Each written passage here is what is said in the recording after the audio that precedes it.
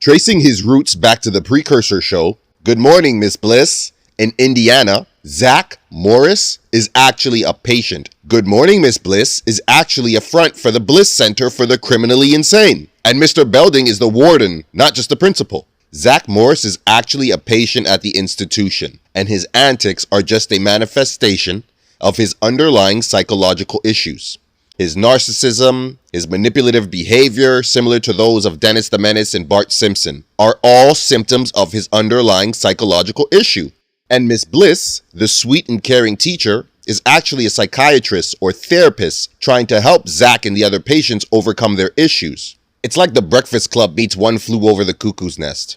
Zack's ability to get out of every single problem and get every single babe, including Lisa Turtle, who he knew Screech was crazy about. Think of that last name, Turtle Powers. That has a ring to it, right? Zack's ability to get out of every problem and get every babe is just a reflection of his own ego and narcissistic tendencies. His mind is creating these scenarios where he's the hero, the ladies' man, the one who always comes out on top. It's a coping mechanism to deal with his own insecurities and feelings of inadequacy. And the addition of Tori as a new character replacing Kelly, it's just his mind's way of adapting to the changing circumstances of his reality. Maybe in his mind, Kelly represents an aspect of his personality that he's trying to suppress or overcome. And Tori represents a new, more desirable trait that he wants to embody. It's like his mind is constantly rewriting the script, creating new scenarios and characters to keep himself entertained and distracted from the harsh realities of living in an Indiana mental asylum.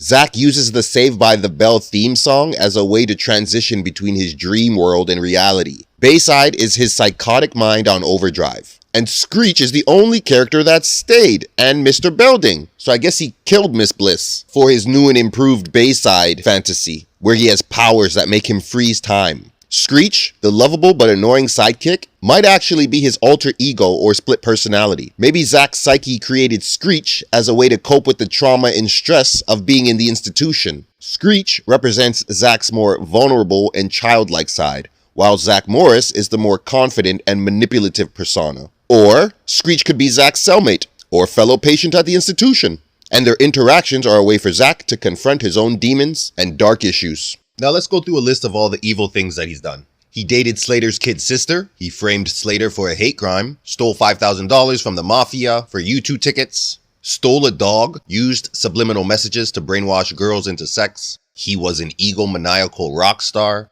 He dumped a woman for saving his life. He was a scumbag politician for a free vacation. He lost 20 racks on counterfeit jewelry. He sabotaged Screech's one chance with Kelly. He gave Screech an unpaid law enforcement job for his birthday that he forgot about. He committed an international kidnapping to fix a chess match. He got his friend struck by lightning, then exploited him. He put a baby in a gym bag, then lost it. He sucker punched Slater over a bitch he just met. He broke into a house to record a slumber party. He dumped his girlfriend to harass the school nurse. He stole school supplies to sell spaghetti sauce. He worshipped Belding's scumbag brother. He prostituted Lisa to pay a credit card bill. He sold chemical burns to his classmates. He told his girlfriend's little sister to hook up with him twice.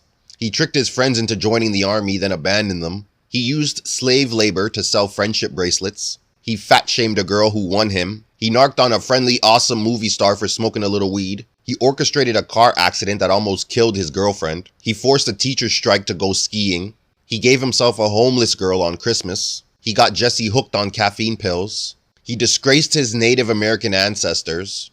He lost his teacher's car, investing in potatoes. He sold swimsuit photos of underage girls. He made a girl in a wheelchair feel like shit. He lied about being Jewish to go to a baseball game. He told everyone Slater was dying so he would move to Hawaii. So next time you think of Zack Morris, remember, he's still out there. You know those? What?